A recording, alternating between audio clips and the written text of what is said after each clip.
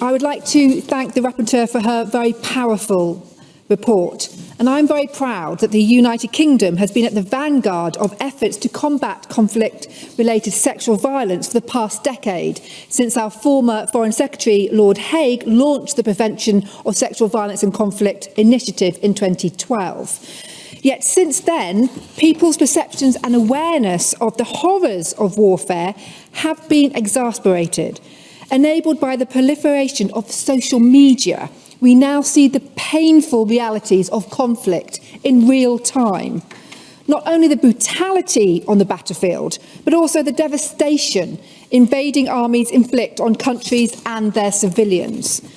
When we think of conflict and of conflict-related sexual violence, this past year has been and continues to be a dark one for Europe. As ever, our thoughts turn to you, our valiant Ukrainian friends, who ask for nothing except to live in peace and freedom.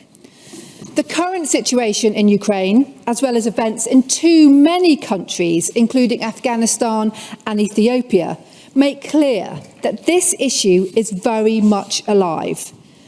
This being said, I am very proud that the United Kingdom has done and highlighted at the International PSVI conference held in Westminster last year.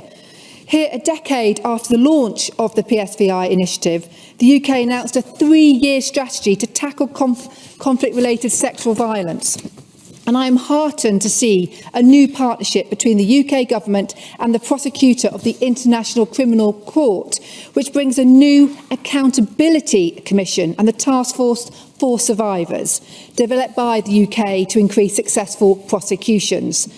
This will be practical support in establishing rapid response mechanisms in crises, mentoring prosecutors and advancing support for the UN to strengthen national justice systems.